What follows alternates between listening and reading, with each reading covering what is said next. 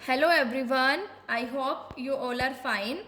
आज हम 11th accountancy के अंदर हमारा चैप्टर नंबर 4 स्टार्ट करेंगे, जो कि है process and bases of accounting, कि अकाउंटिंग का क्या प्रोसेस होता है और किस बेसिस पर अकाउंटिंग जो है वो की जाती है। ठीक है, सो प्रोसेस ऑफ अकाउंटिंग जो है वो उसके अंदर सबसे पहला स्टेप क्या होता है, आइडेंटिफिकेशन ऑफ ट्रांजेक्शन्स, मतलब ट्रांजेक्शन्स को आइडेंटिफाई करना। देन प्रिपरेशन ऑफ वाउचर्स, फिर क्या करना, वाउचर्स बनाना। फिर recording in books of original entry, जो बुक्स है, ठीक है, ओरिजिनल एंट्री जो बुक्स है जिसे हम जर्नल भी बोलते हैं, उसके अंदर रिकॉर्ड करना। देन लेजर के अंदर पोस्टिंग करना उनकी। उसके बाद preparation of trial balance and financial statement. Last क्या होता है हमारा, कि इनके बेसिस पर हम ट्रायल बैलेंस बनाते हैं और फाइनेंशियल स्टेटमेंट, जो हमारे प्रॉफिट एंड लॉस अकाउंट है और जो हमारी बैलेंस शीट है, वो प्रिपेयर की जाती है। सो सबसे पहला स्टेप है हमारा आइडेंटिफिकेशन ऑफ ट्रांजेक्शन्स। देखिए, सबसे पहले हम ट्रांजेक्शन्स को आइडेंटिफाई करते हैं। कहता है accounting deals with business transactions which are monetary in nature. जो अकाउंटिंग है वो उन्हीं बिजनेस ट्रांजेक्शन्स के साथ डील करते हैं जो कि मॉनेटरी टर्म्स में होते हैं, मनी की टर्म्स में होते हैं, मतलब जिसको आप मनी की टर्म्स में मेजर कर सकते हो। ठीक है, the transactions which cannot be measured and expressed in terms of money cannot be recorded in accounting। जिन ट्रांजेक्शन्स को आप मनी के टर्म्स में मेजर नहीं कर सकते, एक्सप्रेस नहीं कर सकते, उनको अकाउंटिंग रिकॉर्ड नहीं करती है। मान लीजिए आपने क्या किया, गुड्स खरीदे, तो गुड्स की मनी मॉनेटरी टर्म्स में आप एक्सप्रेस कर सकते हो कि भाई 5 लाख के गुड्स खरीदे। लेकिन अगर ऑर्गेनाइजेशन के अंदर स्ट्राइक हो जाते हैं, लॉकआउट हो जाता है, तो उसको तो आप नहीं कर सकते ना एक्सप्रेस, ठीक है, मनी की टर्म्स में। सो ओनली उन्हीं ट्रांजेक्शन्स को अकाउंटिंग रिकॉर्ड करता है जो कि मॉनेटरी टर्म्स में होती है। फिर कहते हैं for recording business transactions it is necessary that these transactions are evidenced by source document. जब बिजनेस को रिकॉर्ड करे, बिजनेस ट्रांजेक्शन्स को जब रिकॉर्ड करे, तो ये जरूरी है कि ये जो ट्रांजेक्शन है इनका सोर्स डॉक्यूमेंट होना चाहिए। ठीक है, सोर्स डॉक्यूमेंट लाइक जो हमारा कैश मेमो हो गया, परचेज इनवॉइस, चेकबुक, मतलब जिनके बेसिस पर हम क्या कर सकते हैं, इन ट्रांजेक्शन को चेक कर सकते हैं एज एन एविडेंस, है ना। भाई आपने कोई परचेज किया तो आपको बिल मिलता है, ठीक है, तो वो बिल क्या है, वो एक एज ए एविडेंस है। ठीक है, सो ये जरूरी है कि इन ट्रांजेक्शन्स के साथ क्या हो, सोर्स डॉक्यूमेंट हो। ठीक है, उसके बाद है next step preparation of voucher. अब क्या किया जाता है, वाउचर प्रिपेयर किए जाते हैं। ठीक है, देखिए सोर्स डॉक्यूमेंट क्या है, एविडेंस का काम करता है, मतलब ठीक है भाई, जब हमने कुछ परचेज किया या सेल्स किया, जो बिल मिलता है, ठीक है, जो डॉक्यूमेंट आपको मिलता है, उसे हम सोर्स डॉक्यूमेंट्स कहते हैं। वाउचर, कई लोग कहते हैं सोर्स डॉक्यूमेंट और वाउचर जो है सेम सेम होते हैं, बट ऐसा नहीं है। अगर हम अकाउंटिंग टर्म्स में बात करें तो सोर्स डॉक्यूमेंट्स और वाउचर जो है वो दोनों डिफरेंट होते हैं। ठीक है, देखिए वाउचर क्या है, वाउचर है जो सोर्स डॉक्यूमेंट के बेसिस पर बनाया जाता है।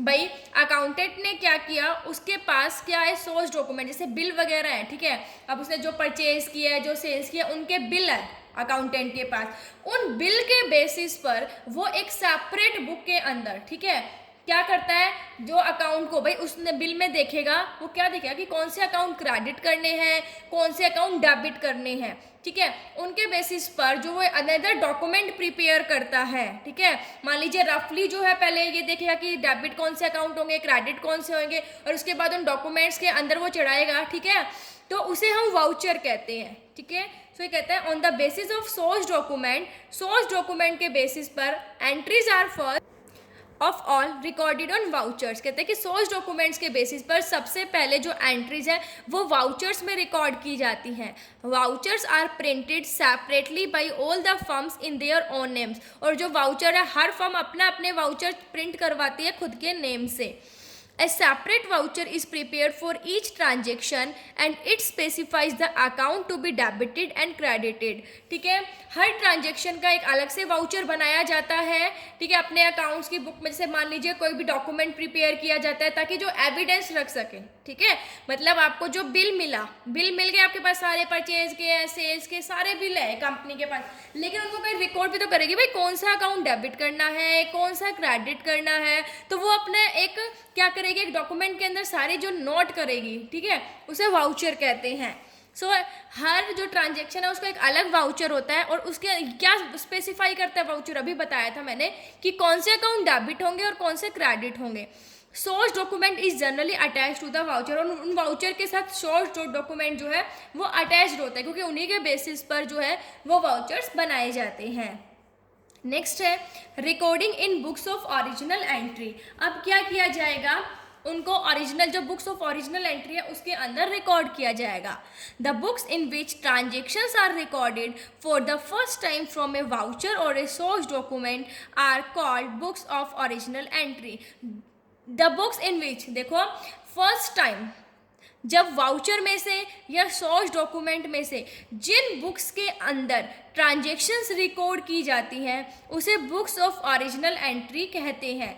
जैसे जर्नल है, जर्नल क्या है, बुक्स ऑफ ओरिजिनल एंट्री है जिसके अंदर जो ट्रांजेक्शन्स है वो रिकॉर्ड की जाती है क्रोनोलॉजिकल ऑर्डर में, ठीक है।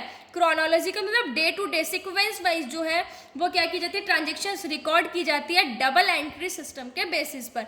डबल एंट्री सिस्टम आपको पता है कि जो अकाउंट डेबिट होगा, अगर एक अकाउंट डेबिट होगा तो दूसरा क्रेडिट होगा, ठीक है। सो डबल एंट्री सिस्टम के बेसिस पर जिसके अंदर जो सबसे पहले जिस बुक के अंदर जो ट्रांजेक्शन्स है वो रिकॉर्ड की जाती है क्रोनोलॉजिकल ऑर्डर में, कहाँ से, वाउचर से या सोर्स डॉक्यूमेंट से, उसे बुक्स ऑफ ओरिजिनल एंट्री कहते हैं। सो वाउचर प्रिपेयर करने के बाद इन्हें बुक्स ऑफ ओरिजिनल एंट्री के अंदर रिकॉर्ड किया जाता है ट्रांजेक्शन्स को। नेक्स्ट है पोस्टिंग टू लेजर।